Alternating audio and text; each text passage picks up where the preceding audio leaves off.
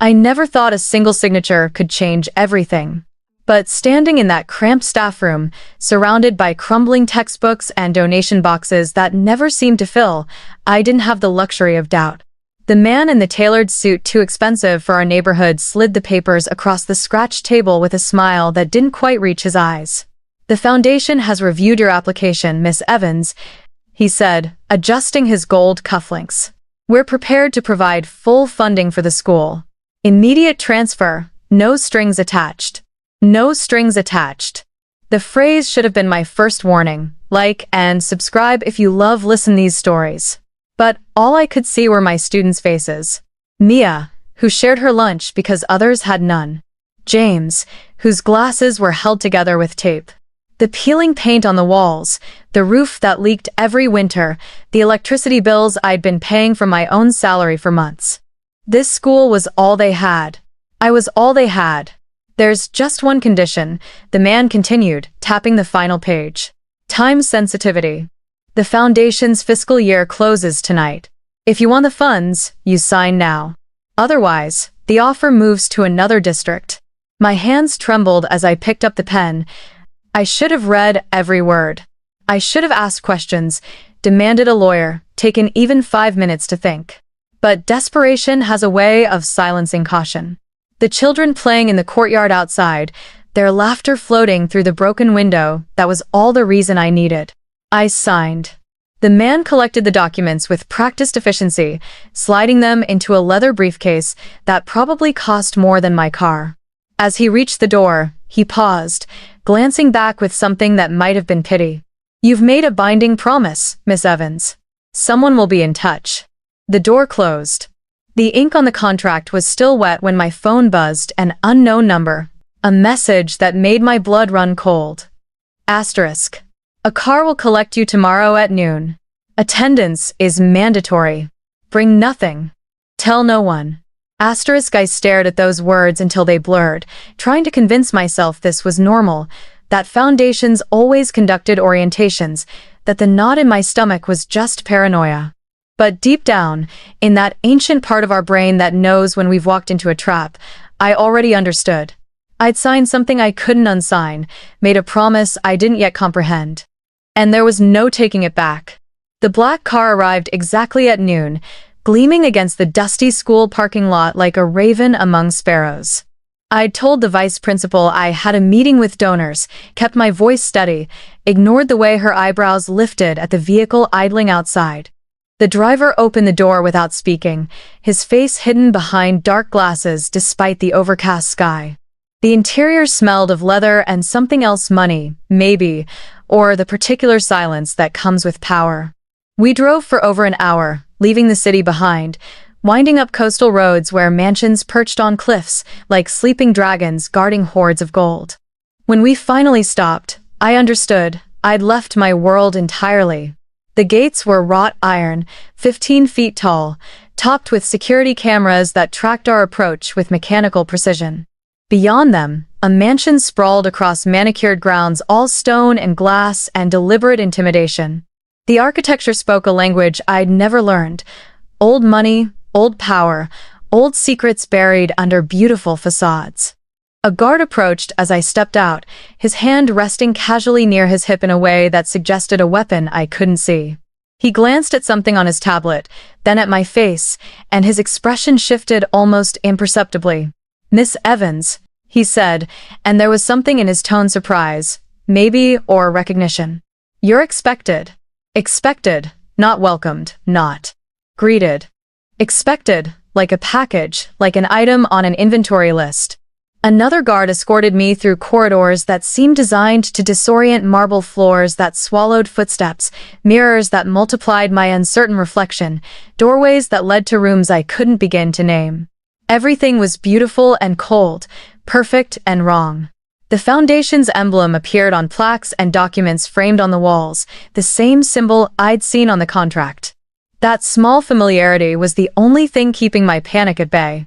We climbed a staircase wide enough for 10 people to walk abreast. My escort stopped before a set of double doors, carved wood dark with age. "He's waiting inside," the guard said, then added, so quietly I almost missed it, "Good luck." Before I could ask what that meant, the doors opened from within, and I stepped into the room where my life would irrevocably change. The study was all darkness and leather, floor-to-ceiling bookshelves and windows that framed the ocean like a painting of freedom I could see but not touch. A massive desk dominated the space, and behind it sat a man who made the room feel smaller just by existing in it, Adrian Moretti. I knew the name everyone did. Philanthropist, businessman, the face on magazine covers under headlines about charitable empires and economic influence. In person, he was different than his photos suggested. Younger, maybe 35, with a kind of stillness that comes from absolute confidence. Dark hair, darker eyes, a suit that probably cost more than my annual salary. Handsome in a way that felt dangerous, like admiring a blade. He didn't stand, didn't smile. Just regarded me with the focused attention of someone deciding exactly how much I was worth. "Miss Evans, please, sit." It wasn't a request. I sat in the chair across from him, my hands gripped together in my lap to keep them from shaking. He slid a folder across the polished wood thick, official, stamped with legal seals. "I assume you're wondering why you're here," he said. His voice was calm, almost gentle, which somehow made it worse. "The orientation," I managed. "For the foundation partnership." "Ah, yes, the partnership." He leaned back, steepling his fingers. "Tell me, Miss Evans, did you read the contract you signed?" The question landed like a stone in still water, ripples of dread spreading through my chest. The main points. The funding terms, the timeline, but not the secondary clauses. Not page 7, paragraph 3. He opened the folder, turned it toward me, and tapped a section highlighted in yellow. My eyes skimmed the words, legal language dense and deliberate, and at first, I didn't understand. Couldn't understand. My brain refused to process what I was seeing. Asterisk. Binding agreement of partnership to include social, legal, and marital union between the undersigned party and the Foundation's principal benefactor. Asterisk. Marital union. "This is insane," I whispered. "This can't be legal." "You can't just a marriage contract hidden in charity paperwork. It's perfectly legal," Adrian said, his tone maddeningly even. "Reviewed by 3 separate law firms. The Foundation operates in international jurisdictions where such contracts are recognized. Your signature constitutes full consent." I shot to my feet, the chair scraping against hardwood. I didn't consent to anything. I thought I was saving a school, not selling myself. Selling is such an unpleasant word. He rose now, rounding the desk with liquid grace. He was taller than I'd realized, and he moved with the economy of someone who'd never had to ask for space. It simply cleared for him. "Think of it as an exchange. Your school receives permanent funding, full operational support, and your students get futures. In return, you provide something I need." "And what's that? A wife you can trap into compliance?" For the first time, something flickered in his eyes. Expression amusement, maybe, or respect for the defiance I was barely holding on to. "A partner," he corrected. "Someone beyond reproach. Your reputation is spotless, Miss Evans. Years of charity work, community service, a life dedicated to helping others. You're exactly the kind of person who makes people trust institutions. Trust me." The pieces clicked into place with sickening clarity. This wasn't about romance or desire. It was strategy. I was an asset, carefully selected, legally acquired. "I won't do it," I said, hating how my voice shook. "I'll fight this. I'll expose you, go to the press, find a lawyer who'll, by all means." He gestured toward the door. "Leave, fight. But understand 2 things first." He moved closer, close enough that I could see flecks of gold in those dark eyes. 1. The contract you signed triggers penalties for breach. Your school will lose its funding, and you'll be liable for damages in the millions. They'll take your savings, your apartment, garnish your wages for the rest of your life. My throat closed. And 2. His voice dropped, soft as silk, sharp as wire. "I chose you for a reason. Not just your reputation, your resilience. I've watched you fight for those children for years. You don't quit, you don't break, and you don't abandon people who depend on you. He was right, and he knew it. The bastard knew it. So here's what happens now. Adrian continued, returning to his desk as if we were discussing whether, not my captivity. You'll stay here while my legal team prepares the public announcement. We'll frame it as a philanthropic partnership that blossomed into romance. People love that narrative. You'll learn what's expected of you. And in time, you'll understand that this arrangement benefits us both. And if I refuse? He glanced up, and for a moment, his mask slipped. I saw something raw underneath urgency, maybe desperation before it vanished behind that perfect control. You accepted my name, Miss Evans, he said quietly. Now you bear it. Leaving is no longer an option. The words hung in the air between us, final as a prison door slamming shut. Outside the windows, seabirds wheeled against gray clouds, free and wild and impossibly far away. I was trapped. Legally, financially, morally trapped by my own desperation and his calculated cruelty. And the worst part, the part that would haunt me in the days to come, was the tiny voice in the back of my mind whispering that I'd made this choice. I'd signed. I'd sealed my fate with my own hand. Adrian turned back to his paperwork, dismissing me without another word. A guard appeared at the door to escort me to my room, not a guest room, I'd learn, but my room, in what was now, impossibly, my home.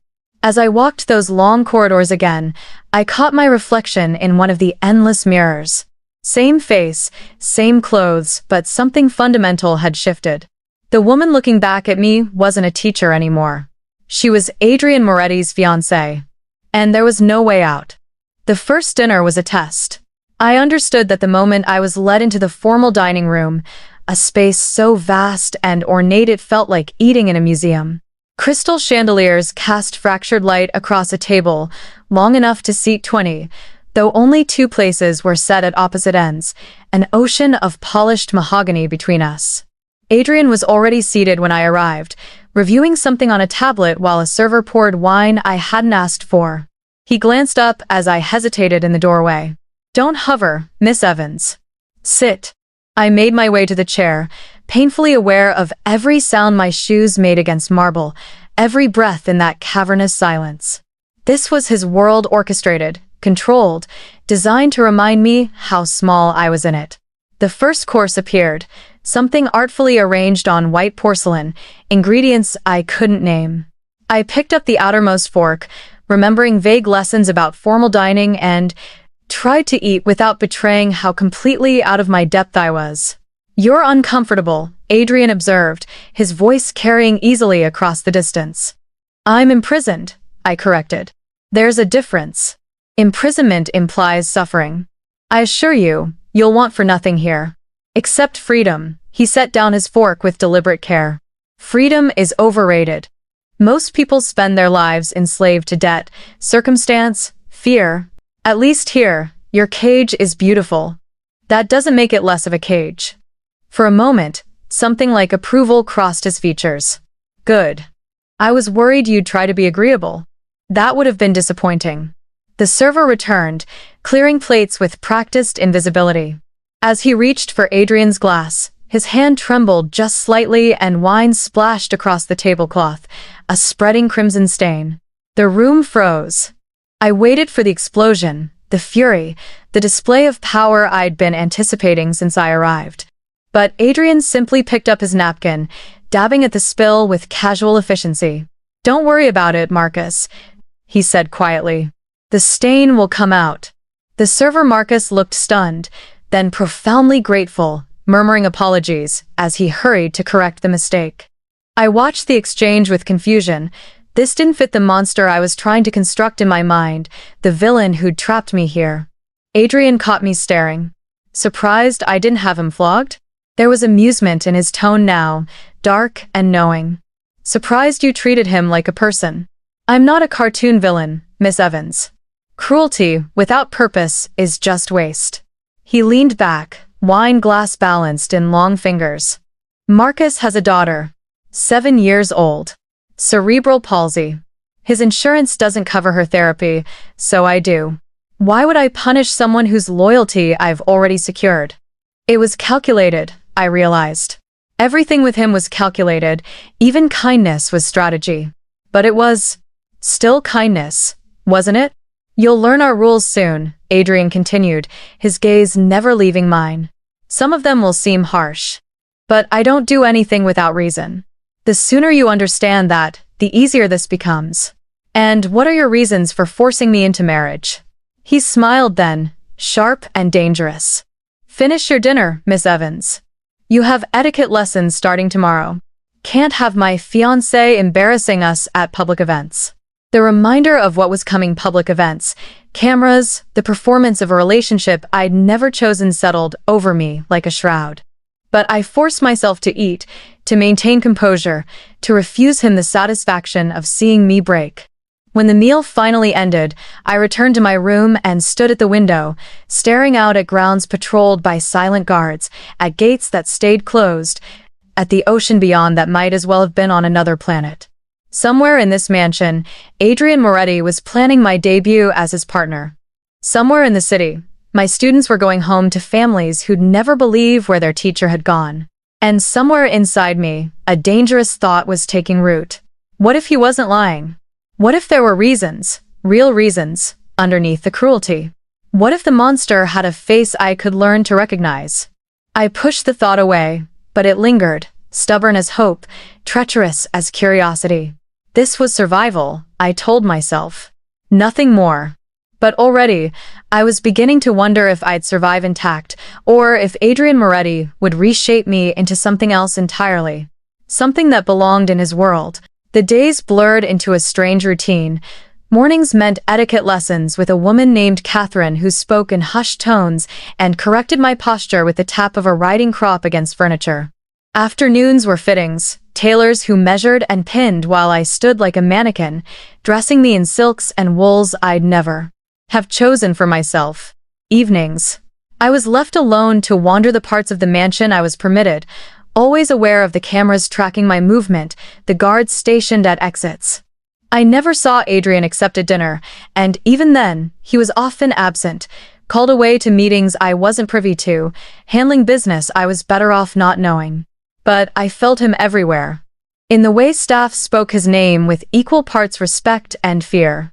In the newspapers left folded on my breakfast tray, his face on the business section, his foundation's work lauded in editorials. In the clothes that appeared in my closet, tailored to fit me perfectly, chosen by someone who'd studied my measurements, my coloring, my style. He was cataloging me, learning me, preparing me for whatever role I was meant to play. It should have felt violating. It did feel violating. But it also felt like attention-focused, intense, the kind of scrutiny that makes you aware of yourself in new ways. I hated that I noticed. Catherine taught me which fork to use, how to hold a wine glass, the proper way to enter a room and command space without demanding it. She explained the social hierarchy I was entering, who to acknowledge, who to subtly dismiss, the language of power spoken in gestures and glances. Mr. Moretti's world is complex, she said one afternoon in the garden, where hedges carved the space into private rooms of green.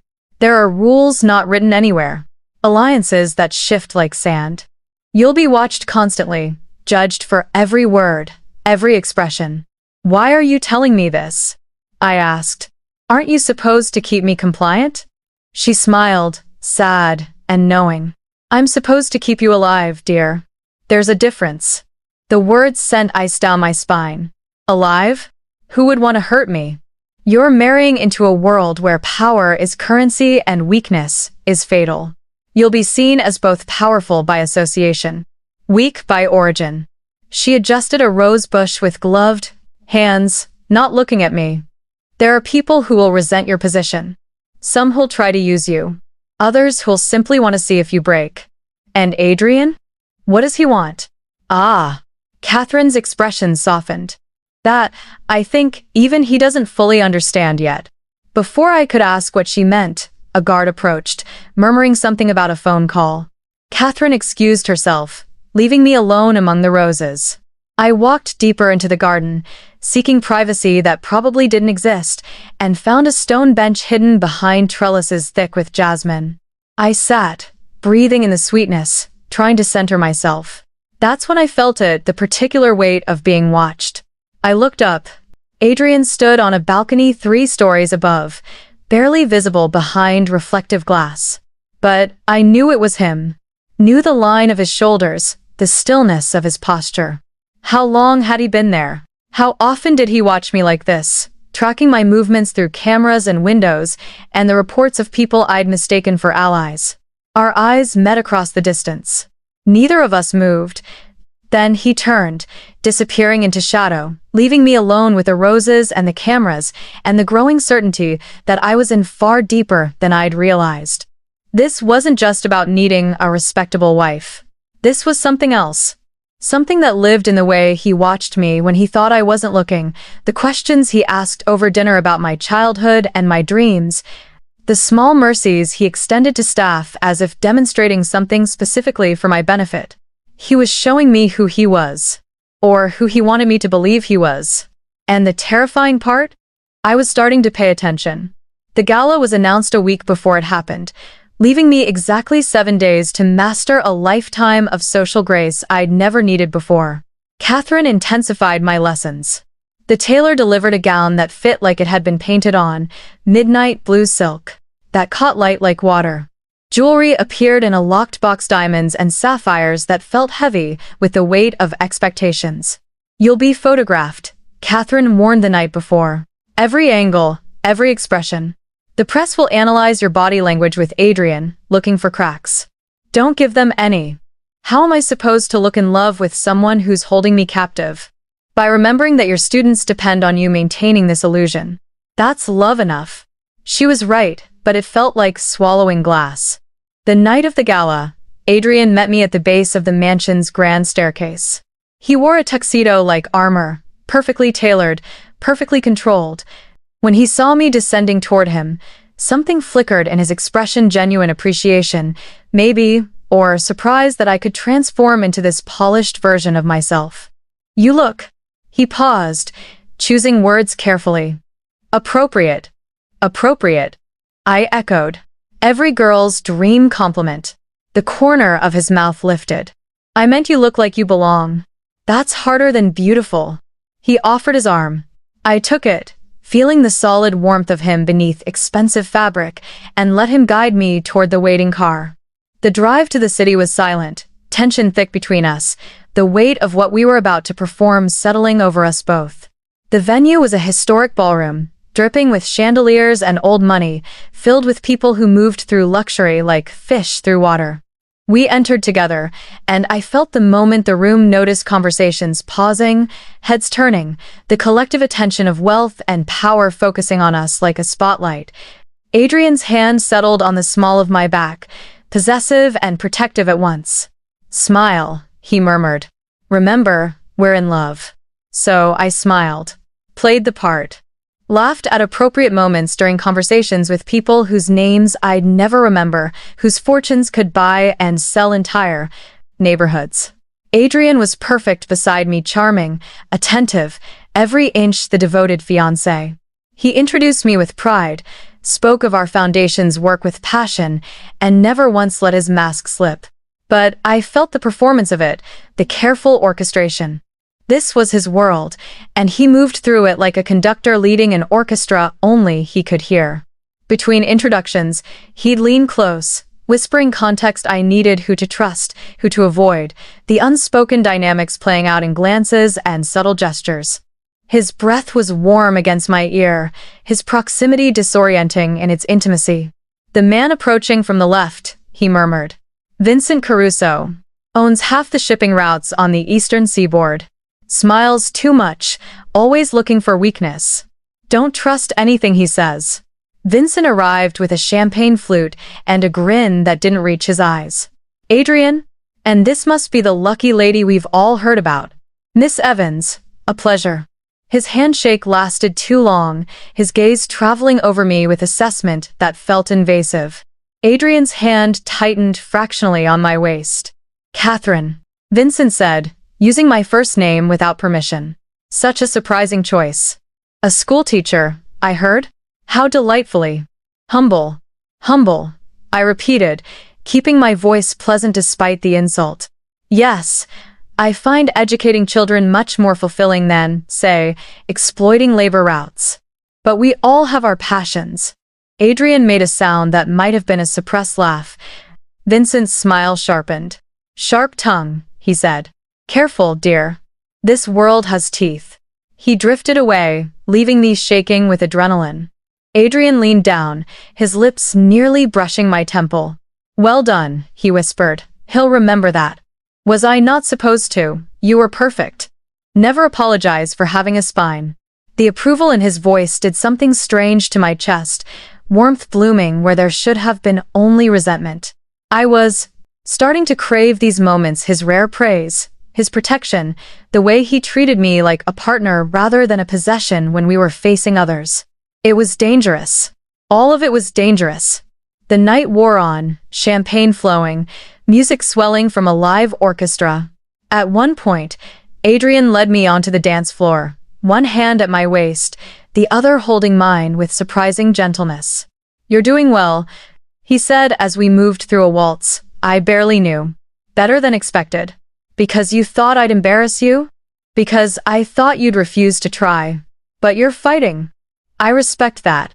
We turned, silk swirling around my legs, the room spinning into a blur of lights and faces.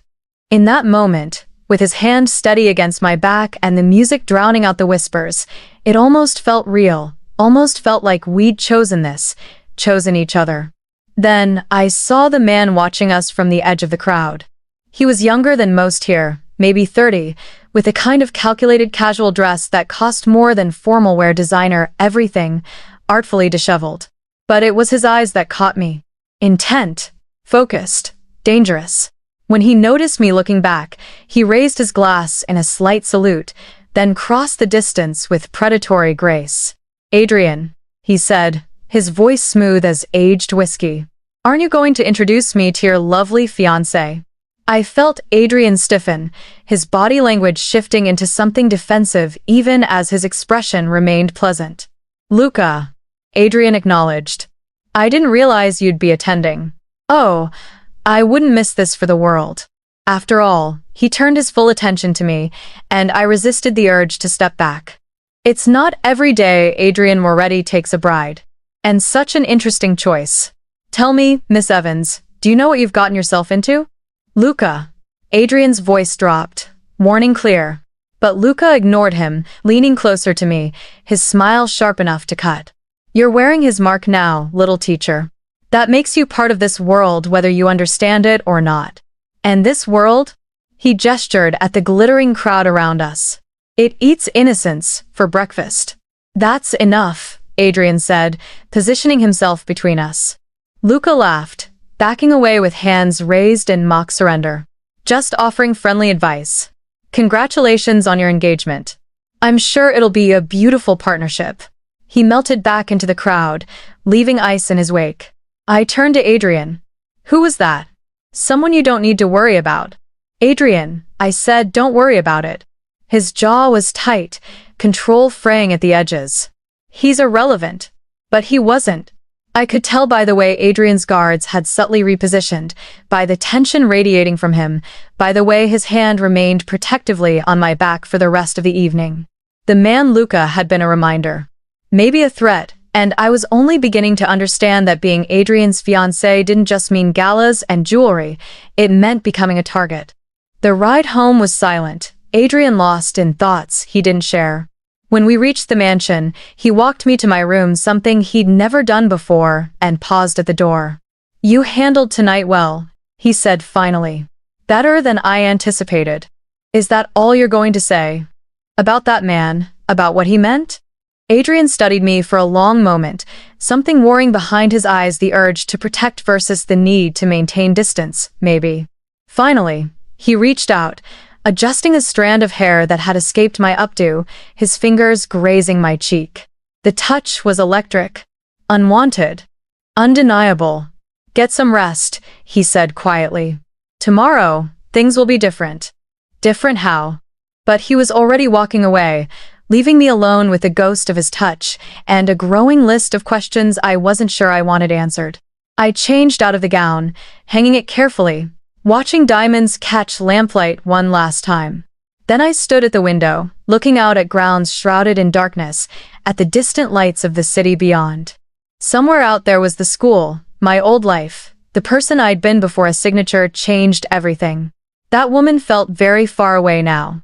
In her place was someone else, someone who'd survived a gala, who'd traded words with powerful men, who'd felt something treacherous and warm when Adrian Moretti touched her face. Someone who was starting to wonder if the cage might eventually feel like home. I hated her, feared her, recognized her as inevitable, and as I crawled into bed in a mansion that wasn't mine, wearing a ring I hadn't chosen, I whispered the truth into darkness. What's happening to me? The room offered no answer. Only silence, and the distant sound of the ocean, and the certainty that tomorrow would pull me deeper into a world I was only beginning to understand. The storm came 3 nights later, rolling in from the ocean with the fury of something personal. Thunder rattled the mansion's windows, rain lashing against glass and sheets, and I couldn't sleep, anxiety coiling in my chest like a living thing. I'd been thinking too much.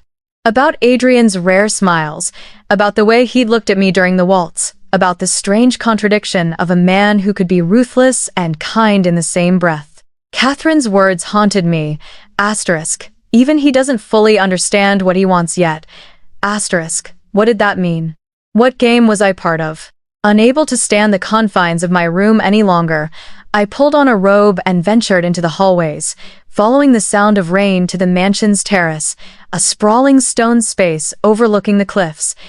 The doors were unlocked, unusual for this place, where everything was controlled and monitored. I stepped outside into the storm's edge, sheltered by an overhang but close enough to feel the wind's teeth, the spray of rain misting my face. The ocean beyond was black and violent, waves crashing against rocks with the sound of the world ending. Couldn't sleep? I spun. Adrian stood in the shadows near the door, dressed in sleep clothes I'd never seen, dark pants, a shirt unbuttoned at the collar, barefoot. Human. Vulnerable in a way I hadn't witnessed before. I didn't know anyone else was awake. I managed. I don't sleep much. He moved to stand beside me, looking out at the storm. Too many thoughts. Too many responsibilities. We stood in silence, the violence of weather filling the space between words. Finally, I found my courage. Why did you really choose me? I asked. The truth. Not the practiced answers about reputation and trust. Lightning illuminated his profile's sharp angles, shadows under eyes that spoke of exhaustion. He was quiet so long I thought he wouldn't answer. Then, because you were everything I'm not. I turned to face him fully. What does that mean? It means, he stopped, jaw working, choosing words carefully. My entire life has been orchestrated. Every relationship calculated, every friendship a potential asset or liability.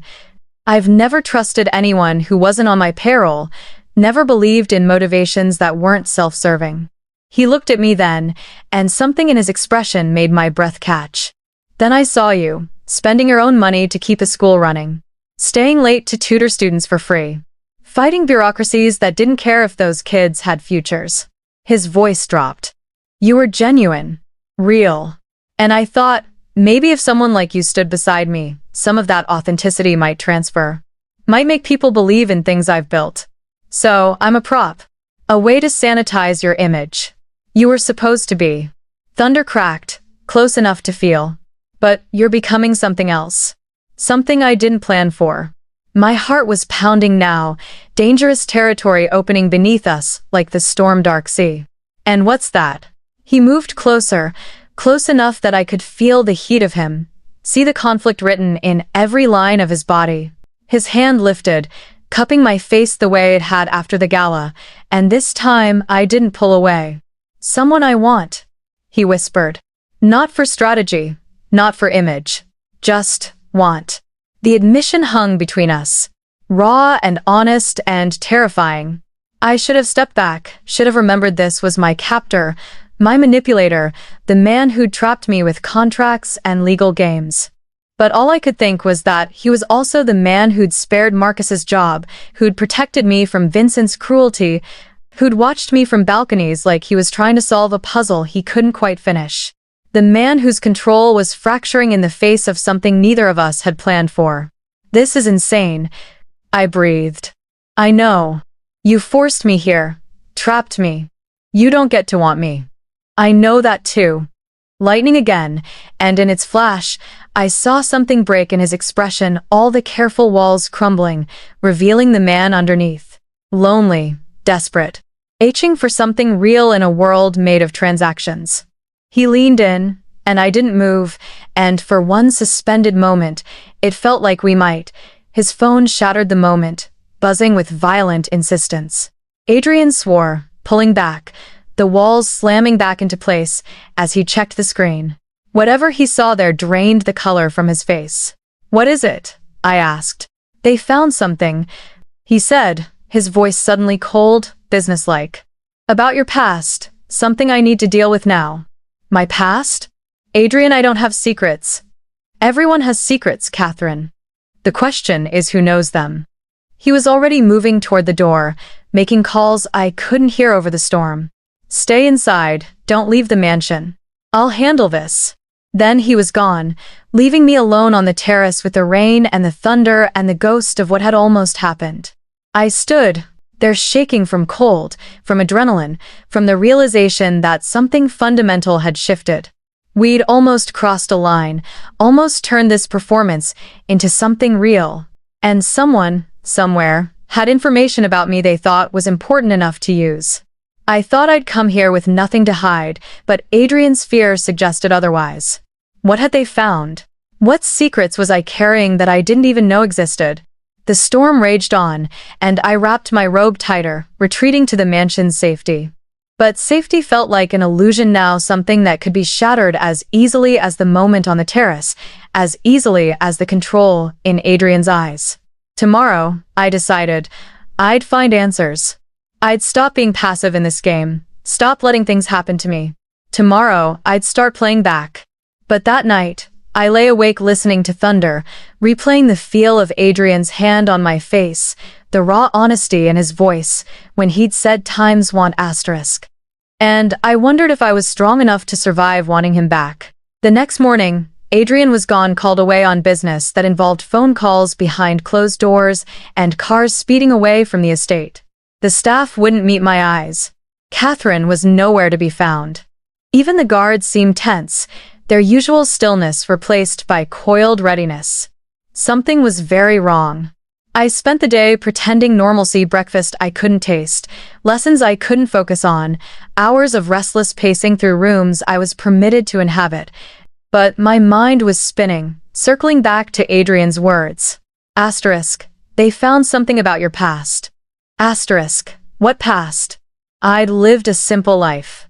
Childhood in a small town, college on scholarships, years dedicated to teaching, no scandals, no mysteries, nothing that should matter to people like Adrian and his dangerous world. Unless, a thought struck me, cold and certain. I hadn't found those answers, hadn't looked for them, but Adrian had. He'd said it. Himself, he'd watched me for years before making his move. Which meant he'd investigated me, cataloged me, compiled information I'd never thought to hide because I'd never known I was being hunted. If there was something to find, it would be in his records. The decision was reckless and necessary. That night, after the staff had retired and the mansion settled into its sleeping silence, I crept through hallways I'd memorized, avoiding cameras I'd learned the blind spots for, heading toward the one place I'd been tacitly forbidden. Adrian's study. The door was locked, but I'd watched how security worked here, keycards, codes, patterns. I tried the birth date from his public biography. Nothing. Then the Foundation's incorporation date, a guess based on the plaques I'd seen. Still nothing. Then, on impulse, I tried the date I'd signed the contract. The lock clicked open. Inside, the study was dark except for moonlight through windows, casting everything in silver and shadow. I didn't dare turn on lights, using my phone's dim glow to navigate toward filing cabinets I'd noticed during our first meeting. Most were locked, but one drawer slid open, and there, third folder from the front, was a file with my name. My hands shook as I opened it. Photos I'd never posed for, leaving school, grocery shopping, attending community events. Reports from investigators detailing my daily routine, my financial struggles, my relationships, all surface level, all innocent. But at the back, clipped separately, was a document that made my blood turn to ice. A birth certificate. Not mine, someone else's. A child born 23 years ago, mother listed as my older sister Emily, father unknown. Emily, who'd run away when I was 10 and never came back. Emily, who our parents never spoke of, whose name became a ghost in our family history. She'd had a child. I had a niece or nephew I'd never known existed, and according to the investigators' notes, that child was now connected to something called the Santoro family. A name even I recognized from news reports about organized crime, about violence and money and power struggles that left bodies in their wake. Asterisk, leverage potential. Asterisk, the file was labeled. Asterisk, subject's unknown familial connection to rival organization creates multiple strategic opportunities. Asterisk, I was a pawn. Not just for my reputation, but because my blood, my family, connected me to Adrian's enemies. He'd known. From the beginning, he'd known. You were never meant to see that. The voice came from the doorway, soft and resigned. I spun, file dropping from nerveless fingers, to find Adrian silhouetted against the hallway light. He looked exhausted, his clothes rumpled, dark circles under his eyes. "How long have you been standing there?" I whispered. "Long enough." He entered the study, leaving the door open, an escape route, maybe, or an illusion of one. "I would have told you. Eventually." Eventually? When, Adrian? After you'd used me to get to these Santoros? After you'd leveraged my family into whatever war you're fighting? It's not like that. Then tell me what it's like. My voice broke. Tell me the truth for once instead of these carefully crafted versions of it. He flinched, the control I'd watched fracture on the terrace finally shattering completely. When he spoke, his voice was raw, stripped of performance. "I chose you because you were perfect for what I needed, yes. Someone clean, someone beyond reproach, someone who could make people trust the empire I've built from my family's darker legacy." He moved closer, each word pulled from some deep place. "But I also chose you because you had a connection, distant and unknown, to the people trying to destroy everything I've worked for. The Santoros have been moving against my operations for years. Sabotage, attacks, threats. They want war. And I'm what? A shield? Bait? A bridge," he corrected. "If I could connect myself to their bloodline through marriage, it might force negotiation instead of violence. Might save lives on both sides." I stared at him, betrayal warring with understanding, so it was all strategy. Every moment, every word. "It started that way," he admitted. "But Catherine," my name on his lips still sent shivers through me despite everything. "You weren't supposed to be brave. You weren't supposed to challenge me, or make me laugh, or look at me like I might be human underneath the monster." His voice dropped to barely above a whisper. "You weren't supposed to matter." Silence stretched between us, heavy with too many truths. "Do I have family out there?" I asked finally. "This child of Emily's, are they real?" "Yes, a young woman named Sophia. She's been raised in the Santoro organization, likely unaware of your connection. But I've been trying to reach out through intermediaries to establish contact that might." The explosion cut him off, a concussive blast that shattered windows and threw us both to the floor. Adrian covered me instantly, his body a shield as glass rained down, and alarms shrieked through the mansion. Gunfire erupted outside, sharp cracks punctuated by shouting. Adrian dragged me toward the desk, yanking open a hidden compartment to pull out a weapon I'd never imagined him holding. "Stay down," he commanded, all softness gone, replaced by the cold efficiency of a man born to violence. "Don't move until I come back." "Adrian." But he was already gone, moving toward the chaos with the guards who'd appeared in the doorway. I crouched behind the desk, heart hammering, listening to the sounds of battle echoing through my cage-turned war zone. This was his world. Not galas and charity and carefully managed images. This violence and threats and enemies who attacked in the night, and I was part of it now. Not by choice, maybe, but by blood, by signature, by whatever strange thing was growing between us despite every reason to let it die. I pressed my hands against my ears, trying to block out the gunfire, and noticed something I'd dislodged when Adrian pushed me down. A small flash drive, fallen from some hidden pocket or compartment, now lying next to my knee. Without thinking, I grabbed it, tucking it into my robe pocket. Then I did the only thing I could. I waited. Waited for the violence to end, for Adrian to return, for my life to resume its forward momentum toward whatever fate I was hurtling toward, and prayed that when dawn came, we'd both still be alive to face it. The attack ended as suddenly as it began, gunfire dying, shouting fading, the mansion settling into an ominous quiet punctuated only by alarms still wailing their warnings into the night. I stayed frozen behind the desk, too terrified to move, until Adrian returned. He was bleeding from a cut above his eyebrow, his shirt torn, but alive. When he saw me still crouched where he'd left me, something like relief flooded his expression. "Are you hurt?" he asked, kneeling beside me, hands running over my arms, my shoulders, checking for injuries with professional efficiency. "I'm fine. You're the one bleeding." "It's nothing." But he let me press a piece of torn curtain against the wound, let me clean blood from his face with shaking hands. This close, I could feel his heartbeat, still rapid from adrenaline, could see the way his hands trembled now that the crisis had passed. He was afraid. Not for himself, for me. "What happened?" I whispered. "Probing attack. Testing our defenses. They didn't expect to breach, just wanted to send a message." His jaw tightened. "The Santoros know about you now. About our engagement. They're trying to destabilize things before we can solidify the connection. So, I'm a target. You were always going to be a target the moment you entered my world." He pulled back, looking at me with something raw and honest. "I'm sorry. For all of it, for bringing you into this, for not being honest, for I kissed him.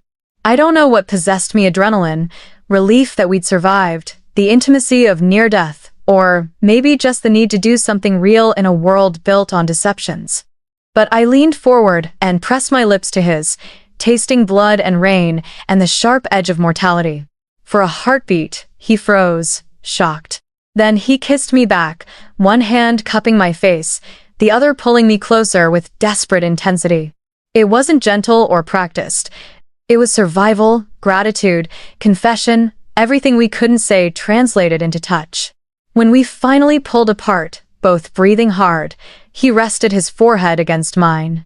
"This is a terrible idea," he murmured. "I know. You should hate me.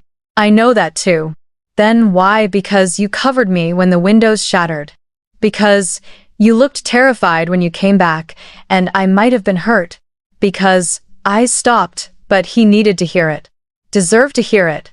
Because I think I'm starting to understand you, and that's more dangerous than any of this." He kissed me again, softer this time, like I was something precious he was afraid to break. Then guards were calling for him, and the spell shattered, and he was standing, pulling me to my feet, shifting back into the role of commander. "I need to secure the grounds. Make sure everyone's accounted for." He looked torn, unwilling to leave me. "Will you be all right?" "Go," I said. "I'll be fine." He left, surrounded by security, and I stood alone in the devastated study, with broken glass and overturned furniture and the ghost of his kiss still burning on my lips. The flash drive was heavy in my pocket. I should have given it to him immediately. Should have mentioned it when he checked on me. But something held me back, instinct, maybe, or the remnant of self-preservation warning me that knowledge was power, and I had precious little power in this world. When the immediate crisis passed, and I was escorted back to Plo Counter, my room by grim-faced guards, I waited until I was alone, then pulled out the drive. My hands shook as I plugged it into my laptop, a device I'd assumed was monitored, but right now didn't care. The drive contained files, dozens of them. Financial records, communications, shipping manifests. and one folder labeled simply, Asterisk Insurance. Asterisk. I opened it. What I found made the room spin. Ledgers detailing payments to officials, politicians, judges, photographs of meetings that should have been secret. Evidence of money laundering, bribery, connections between legitimate businesses and criminal enterprises spanning decades. Not just Adrian's operations, but the entire network supporting his world, including people I'd seen at the gala, smiled at, danced near.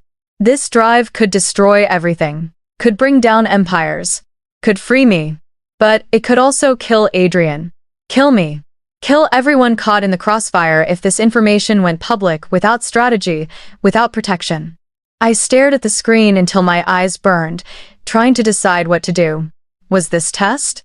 Had Adrian known it was there, let me find it, wanted to see if I'd use it against him? Or was it genuine insurance, kept hidden even from him, protection in case everything collapsed? I didn't know. Couldn't know.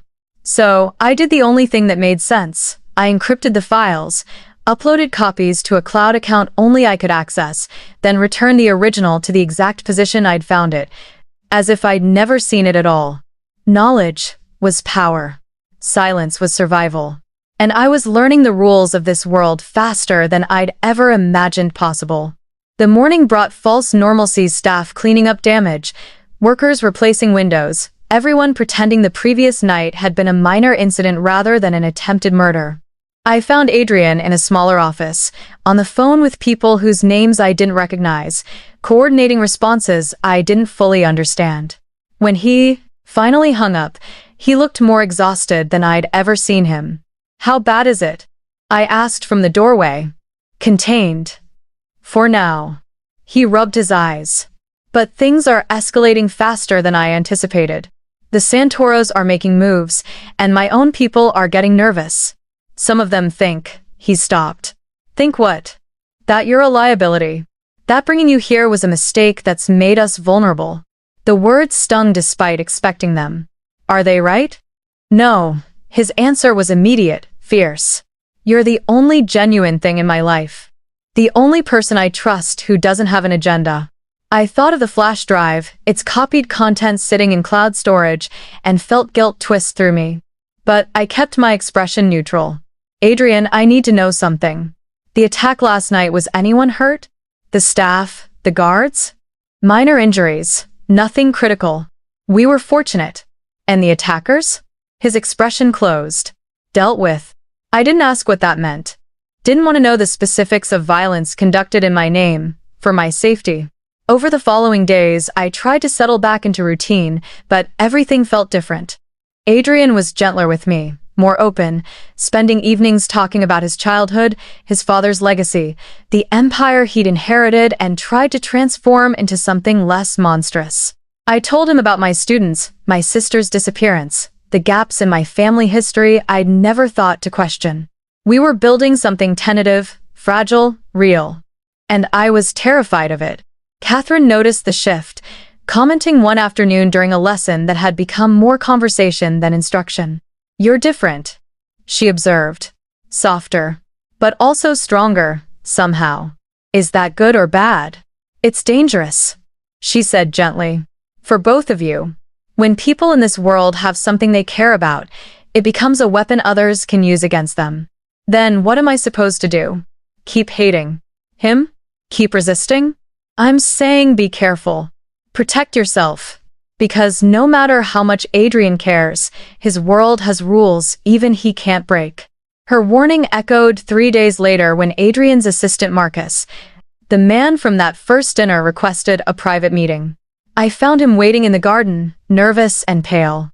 Miss Evans, I need to speak with you about a sensitive matter. Of course. What is it? He glanced around, ensuring we were alone. There's been talk, among Mr. Moretti's inner circle, about your loyalty. Ice flooded my veins. My loyalty? Someone leaked information to the press. Details about Mr. Moretti's business dealings that only people with internal access would know. The leak happened the day after the gala, and he looked pained.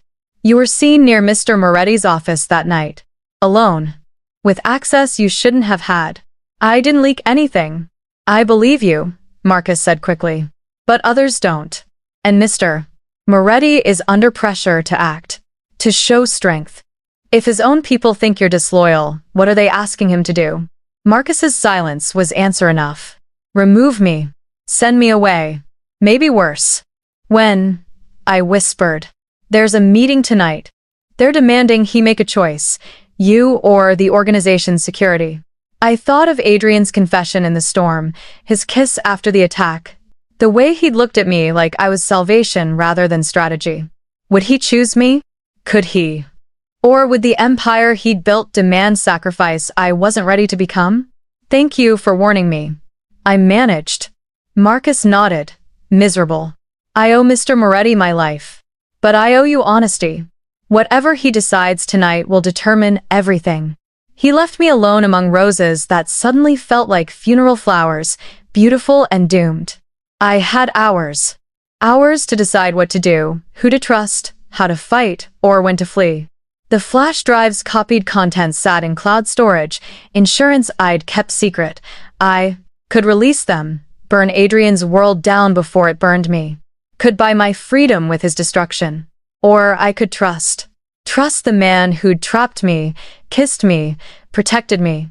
Trust that what we'd built was stronger than the forces trying to tear us apart. Sunset painted the ocean in colors like bruises as I made my decision. I wouldn't run, wouldn't burn his world. But I wouldn't go meekly either. If Adrian chose his empire over me, I'd survive.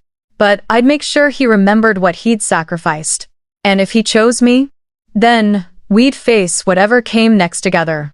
I dressed carefully for dinner that night, armor disguised as silk, courage hidden under composure.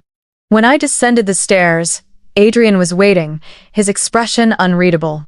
We need to talk, he said. I know. He led me to his study scene of so many revelations, now the setting for one more.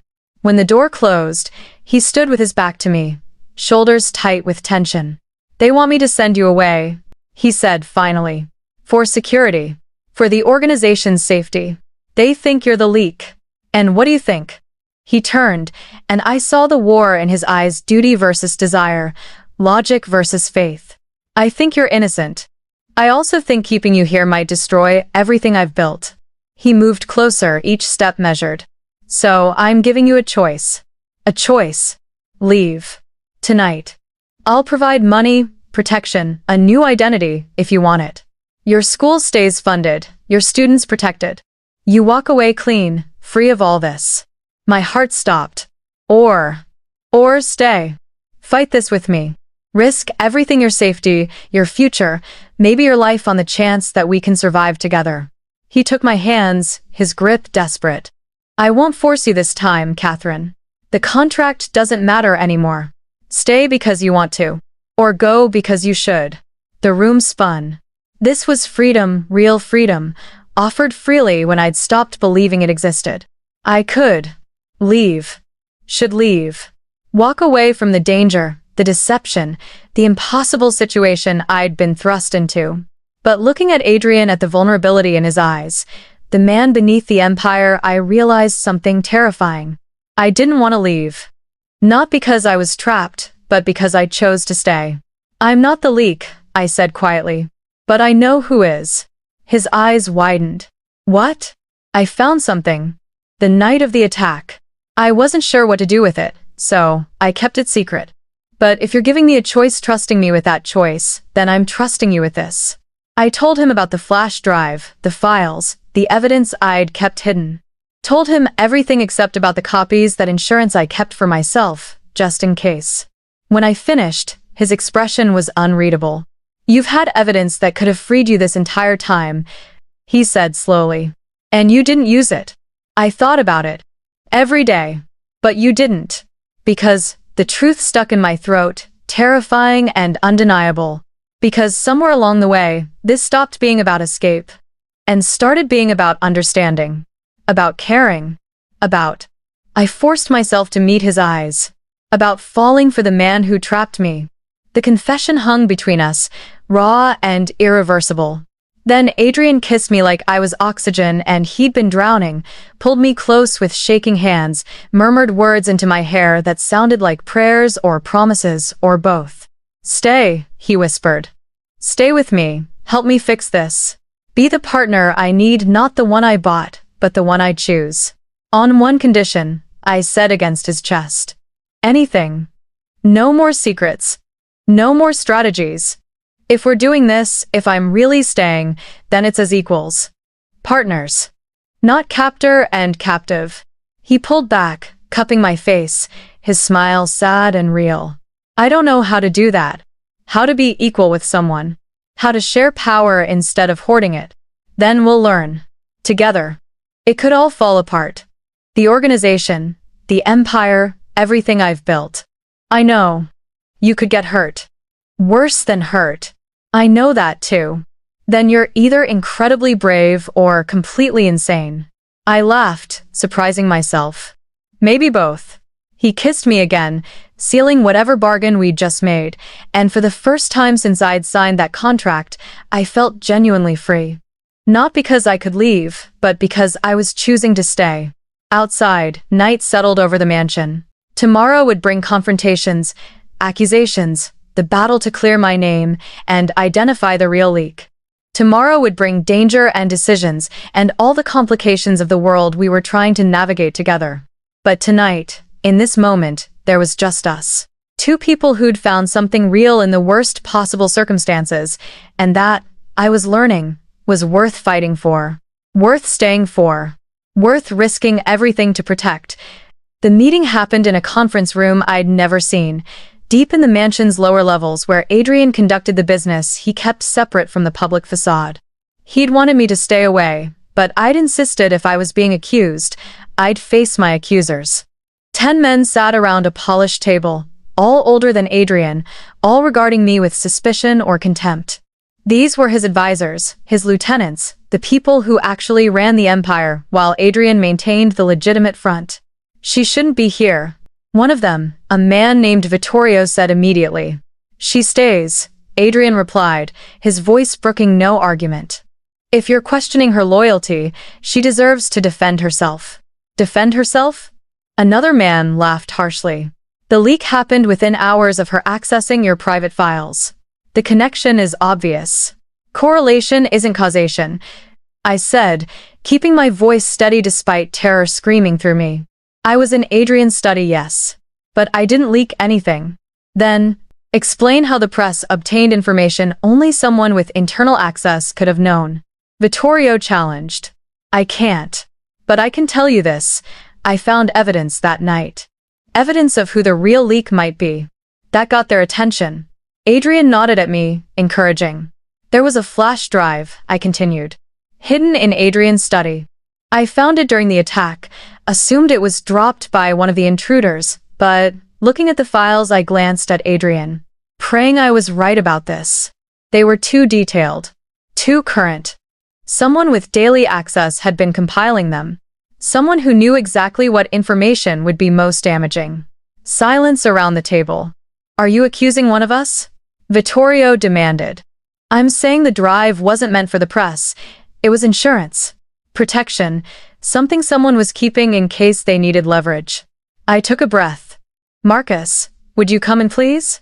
The door opened. Marcus entered, pale but resolute, and placed something on the table. Another flash drive, identical to the one I'd found. "I've been conducting my own investigation," Marcus said quietly, "into financial irregularities in our accounts. Money moving in ways that didn't match, Mr. Moretti's authorized transactions." He looked at Vittorio. "Money that traced back to accounts controlled by you." Vittorio shot to his feet. "This is absurd. I've served this family for 30 years. You've been skimming for at least 10, Marcus interrupted. "And when Mr. Moretti started tightening controls, when he brought Miss Evans in as part of legitimizing operations, you saw your access threatened, so you leaked information to destabilize him. Make him look weak. Force him to choose between her and the organization, a choice you assumed would isolate him from the only person who might have noticed the discrepancies." The room erupted, accusations, denials, chaos. But Adrian remained still, watching Vittorio with cold calculation. Is this true? He asked softly. You've changed, Vittorio spat. Brought in this girl, talked about reform, tried to make us into something we're not. Your father would be ashamed. My father, Adrian said, standing slowly, built an empire on fear and blood. I'm trying to build something that might outlast us all. If you can't adapt to that vision, then you're the one who doesn't belong here. What happened next was swift and brutal guards appearing, Vittorio and two others who'd apparently been complicit being escorted out. Not arrested, that would bring authorities, questions, exposure.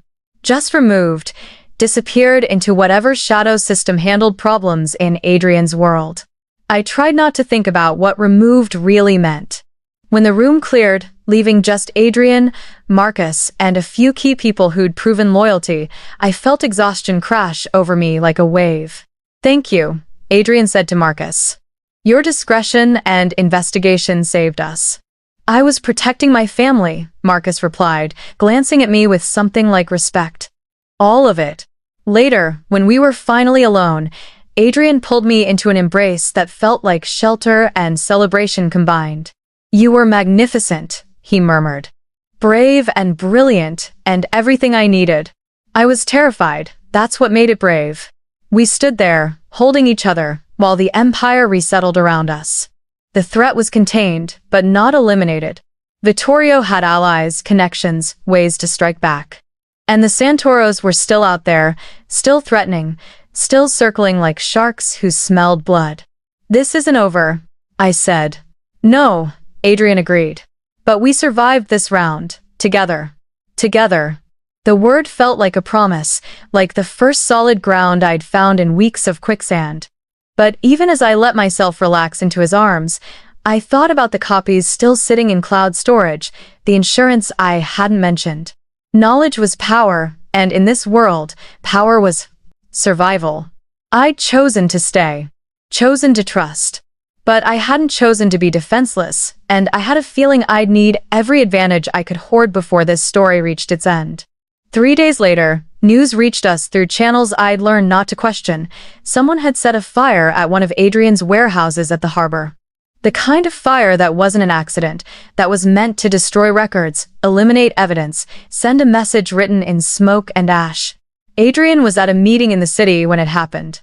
By the time word reached the mansion, the fire was already raging, and more importantly, Adrian was walking into a trap. The information came from Marcus, who burst into the garden where I was reading, his face white with panic. Miss Evans, they've lured him there. The fire was bait. The Santoros have people waiting. My blood turned to ice. How do you know? One of our informants just made contact. But by the time we mobilize security, get people to the docks. He shook his head. He'll be alone for at least 20 minutes. Maybe more.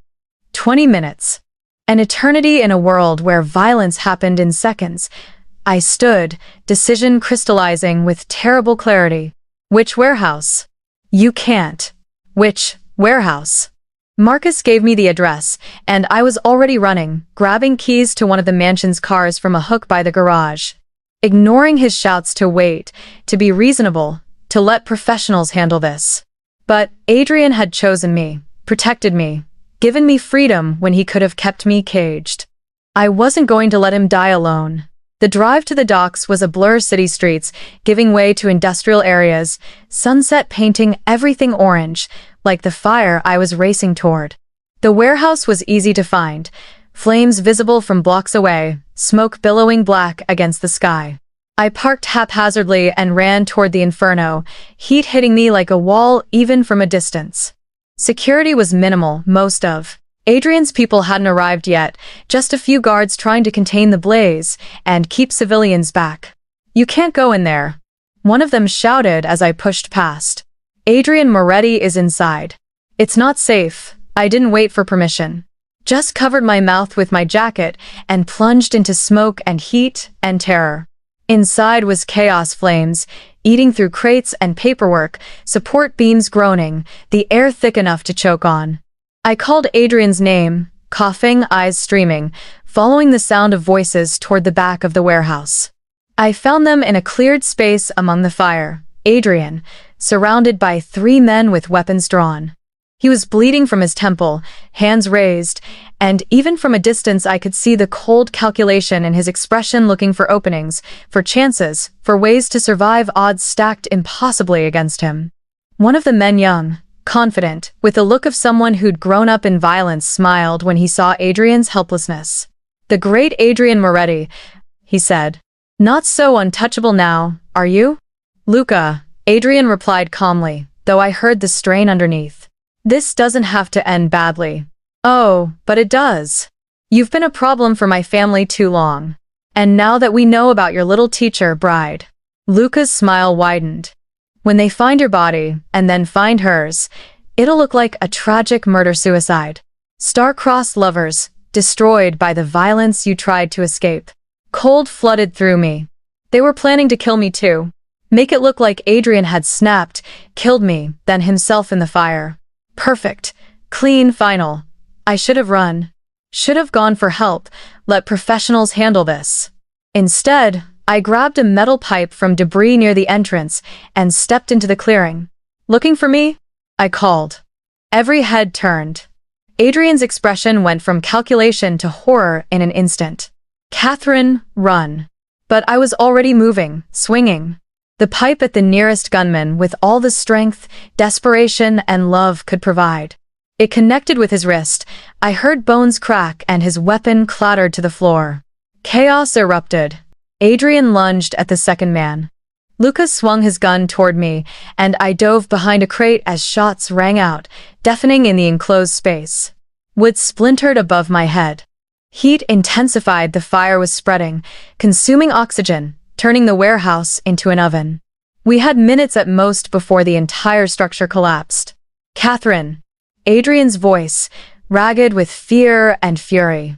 I looked around the crate. He disarmed the second man but was struggling with him, locked in combat that kept him from reaching his own weapon. Luca was approaching me, gun raised, nowhere left to hide. Time slowed. I saw my death in his eyes, saw the casual cruelty that had been bred into him, the absolute certainty that he'd won. Then, I remembered the flash drive. The copies. The information that could destroy not just Adrian's empire, but the entire network, including the Santoros. "Wait!" I shouted. "I have something you want." Luca paused, curious despite himself. "Information," I continued, standing slowly, hands raised. "About all of this. Adrian's operations, your family's connections, every dirty secret buried in years of dealings. Enough to bring down everyone." "Catherine, don't," Adrian gasped, still fighting. "And you expect me to believe you'd give that to me?" Luca asked. "I expect you to believe I'd trade it for our lives. You get the information. We get to leave. Everyone loses their leverage, but we all survive." It was a bluff. A desperate gamble. But I saw calculation replace bloodlust in Luca's expression. "Where is it?" "Uploaded. Cloud storage. I'm the only one with access." I looked at Adrian, silently begging him to trust me. "Let us go. I'll send you the access codes." Mutually assured destruction becomes mutually assured survival. Luca studied me for a long moment while flames crackled and smoke thickened. Then he laughed. "You know what? I like you. You've got spine." He lowered his gun fractionally. "But I don't make deals with." The ceiling gave way. Support beams collapsed, fire raining down, and in the chaos I lost sight of everything. Strong hands grabbed me, Adrian, pulling me toward an exit I couldn't see, his body shielding mine from falling debris. We burst through a side door into night air that felt like heaven, coughing and gasping and alive. Behind us, the warehouse groaned and collapsed, flames shooting skyward, consuming whatever evidence or people remained inside. Adrian and I lay on the pavement, breathing hard, covered in soot and blood, and the residue of near death. When I finally had the strength to turn my head, I found him staring at me with an expression I'd never seen. "You came back," he whispered. "You could have run. Should have run. But you came back." "Of course I did." "Why?" The answer rose from somewhere deep and undeniable. "Because I love you." Because that stopped being a choice somewhere along the way and became just truth. His eyes glistened, smoke irritation, maybe, or something deeper. The information you mentioned. Did you really? Yes. I have it. But I also have no intention of giving it to anyone. I cupped his face, feeling the reality of him, the miracle that we'd survived. It's insurance, protection, for both of us. From all of them. He should have been angry. Should have felt betrayed that I'd kept such secrets. Instead, he laughed raw and genuine and full of admiration. You're magnificent, he said. Absolutely terrifying and magnificent. Sirens wailed in the distance. Emergency services, police, all the official attention Adrian usually avoided, but he didn't move to leave, didn't shift into his public persona. Just held me while smoke rose and stars emerged overhead, and we both processed how close we'd come to losing everything. I thought I was protecting you, he finally said. Keeping you at the mansion, away from danger. But you're not someone who needs protecting, are you? Everyone needs protecting sometimes. The question is whether they have someone who'll come for them when it matters. And you came for me. I told you. I chose to stay. Chose you. I sat up, wincing at various injuries I'd process later. Now we need to figure out what happens next. Because Luca and his people, if they survived, they know I have information. And they'll come for it. Then, we negotiate, Adrian said, standing and pulling me to my feet. From a position of strength. Together. Together. That word again. But now, it meant something different. Not captor and captive, not even just partners. Equals. Bound by choice, by trust, by whatever this fierce and complicated thing between us had become. Emergency vehicles arrived, and Adrian shifted into the persona he showed the world: calm, controlled, the victim of an attack by unknown assailants. But his hand never left mine, a private anchor in the public performance. Later, much later, when official questions were answered, and we finally returned to the mansion, we stood on the terrace where we'd almost kissed during the storm. The ocean stretched black and infinite below, punctuated by moonlight that turned waves to silver. This changes everything, Adrian said quietly. You saved my life, proved you're willing to risk yours for mine. That kind of loyalty, that kind of love, he turned to me. My world doesn't have a framework for it. Then we'll build a new framework. People will still come for us. The Santoros, rivals, maybe even my own people, who see change as weakness. Let them come. We'll be ready. He smiled, sad and hopeful at once. When did you become so brave? When I realized I had something worth fighting for. I leaned into him, exhaustion and relief and love all tangled together. You asked me to stay. To fight this with you. I'm in now, Adrian. All the way. But that means we do this my way too, with honesty, with integrity, with an actual attempt to build something better than what came before. And if I can't give you that, then I'll build it anyway. And drag you along until you figure out how to help. He laughed, the sound more genuine than anything I'd heard from him before. I've created a monster. No. You've freed one. There's a difference. We stood there until dawn started painting the horizon, making silent promises about futures that were uncertain but at least, finally, ours to choose. The contract that had brought us together was irrelevant now. This was real, messy, and dangerous, and absolutely real. And for the first time since signing those papers in a desperate staff room, I felt genuinely free. Not because I could leave, but because I'd chosen to stay. Chosen him. Chosen us. Chosen to fight for something that maybe, against all odds, could actually become love. The real kind. The kind worth every risk, every danger, every complicated moment still to come. Weeks passed, then a month. The fire at the docks became an investigation that went nowhere officially. Unofficially, Adrian negotiated with the Santoros through intermediaries, using my supposed connection to their bloodline and the threat of released information to force a tense truce. Not peace, exactly. But an acknowledgement that mutual destruction served no one. I learned, during those weeks, what it meant to be Adrian's partner in truth rather than contract. I attended meetings where decisions were made that would affect hundreds of lives. Learned to read the subtle communications passing between men who spoke in code and implication. Discovered I had a talent for mediation, for finding middle ground between Adrian's instinct for control and others' need for autonomy. The school, my original reason for this entire arrangement, reopened with full funding and new programs I helped design. I visited when I could, seeing my students thriving, hearing their laughter echo through halls that no longer leaked or crumbled. "You did this," my vice principal said during one visit. "You saved all of them." I thought about what it had cost. Thought about Adrian, waiting back at the mansion. Thought about the life I was building in a world I'd never imagined inhabiting. "We saved each other," I replied. "That's how it works." The breakthrough with the Santoros came when Sophia, my niece, Emily's daughter, reached out. She'd learned of our connection through the same channels that had made me valuable to both families. She was 23, smart and wary, shaped by a life in organized crime but not hardened by it. We met for coffee in a neutral location, surrounded by security from both sides, and spent 2 hours discovering shared features, shared history, the ghost of my sister in both our faces. "She talked about you," Sophia said. "Before she died, said she had a little sister who was going to be better than all of us. Who was going to get out. I didn't know she'd passed. I'm sorry. Don't be. She made her choices. But she was right about you." Sophia studied me. "You got out, then came back. That takes something special. Or something stupid." She laughed. "Maybe both. But because of you, because of Adrian's willingness to negotiate, my family is reconsidering things. Old men stuck in old wars.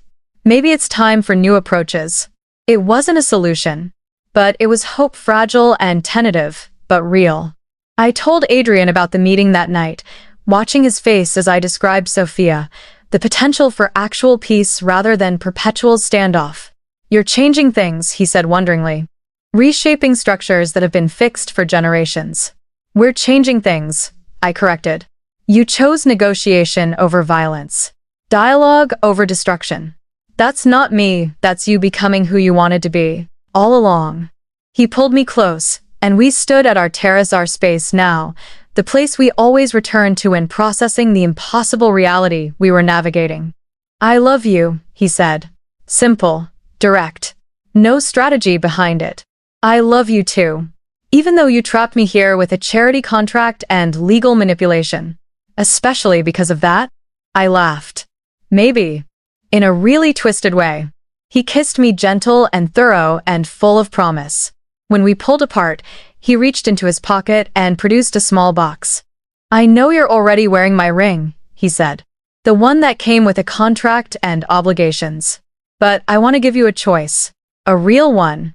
He opened the box. Inside was a different ring, simpler, more personal, clearly chosen for me rather than for image. "Marry me," Adrian said.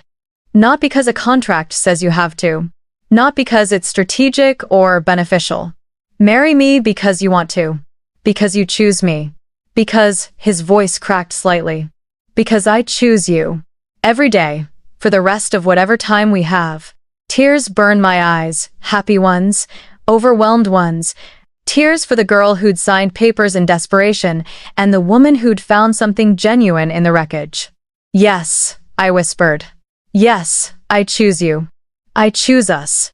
All of it, the danger, the complications, the beautiful mess we're making of both our worlds. He slipped the ring onto my finger, not replacing the original, but complementing it. Old promise and new choice, existing together. "So this is real now," I said. "Actually real. It's been real for a while. We were just catching up to it." We spent that night planning not a wedding, though that would come eventually, but a future. Ways to reform the foundation, legitimize operations, build bridges between worlds that had been at war for decades. It was ambitious and maybe impossible, but we'd survived impossible already. What was one more miracle? The wedding happened. 3 months later, small and private, attended by people who actually mattered rather than the social performance the first gala had been. Sophia came, representing a tentative alliance between families. Marcus and Catherine stood as witnesses. My students sent cards they'd made, drawings of me in a princess dress that made me cry. I wore white, traditional and earned, and when Adrian saw me, his expression was everything I'd needed: joy and pride and genuine love, untainted by strategy or calculation. "You're beautiful," he said as I joined him. "You're not so bad yourself." The ceremony was simple. We wrote our own vows, promising honesty, partnership, and the courage to keep choosing each other even when it was hard. When we kissed, sealing promises that were actually ours this time, applause echoed across the terrace. The terrace. Our space. Where we'd almost kissed during a storm, where we'd stood after fire, where we'd made promises in the dark and watched dawn arrive together. It felt right, making it official here. At the reception, Sophia approached with a smile. "My family sends their regards, and a gift: official recognition of the truce. No more attacks. No more war. Just business as business should be." "That must have taken some convincing," I said. "It did, but they've realized something. Peace is more profitable than war. And you too," she gestured at Adrian, who was talking with Marcus. "You proved peace is possible. That's worth more than any territory." She left me with that thought, and I watched my husband now, truly navigate conversations with the grace of someone born to this, but the gentleness of someone who'd learned there were better ways. He caught me looking and smiled, excusing himself to cross to where I stood. "Happy?" he asked. Unexpectedly, impossibly happy. "Good, because I have one more surprise." He led me inside to his study, that room where so much had changed, where I'd learned the truth about my captivity and later about my courage. On the desk was a folder, official and thick. "What's this?" "The original contract. Every clause, every obligation, every legal binding." He picked it up, handed it to me. "I'm tearing it up, nullifying it. You're not bound to me by paperwork anymore, just by choice." I looked at the contract that had changed my life, felt the weight of it in my hands. Then I walked to the fireplace, still lit despite the warm evening, and dropped it in. We watched it burn together, flames consuming words that no longer mattered, leaving only ash and the reality we'd built beyond it. "Free at last," I murmured. "Were you ever really not?" Adrian asked, sliding his arms around me from behind. I leaned into him, considering. "No, I think I was always free. I just had to figure out what I wanted to do with that freedom." "And what did you want?" I turned in his arms, looking up at the man who'd trapped me, then freed me, then chose me. "This. You. Us. All of it." We returned to the terrace where our friends waited, where music played and food was served, and life continued its forward momentum. The ocean stretched beyond, dark and vast, and full of unknown depths. But we'd navigated worse, survived worse, found each other in the worst possible circumstances, and made something beautiful anyway. As midnight approached, I stood at the terrace rail, Adrian beside me, watching stars emerge in their ancient patterns. "What are you thinking?" he asked. "That I signed a charity contract to save my students, and instead saved myself. Found a life I never imagined wanting. Any regrets?" I considered, honest even now. Sometimes I regret how we started. Wish it had been different, cleaner, more honest from the beginning. But I don't regret where we are. How we got here shaped us both, made us into people who could handle all of this together. He pulled me close, and we swayed gently to music drifting from inside, our private dance in the dark. "I was lost before you," Adrian admitted quietly. "Building empires because I didn't know how to build anything real. You taught me that. You taught me bravery. How to fight for what matters instead of just surviving. Then we saved each other. We did." A breeze came off the ocean, carrying salt and possibility. Somewhere in the city, my students were sleeping safe because I'd made an impossible choice.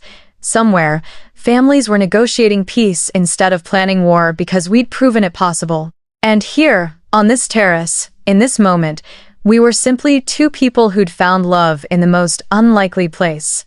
Who'd started with a trap and built a partnership. Who'd turned captivity into freedom by choosing it. "Ready for tomorrow?" Adrian asked. I smiled against his chest.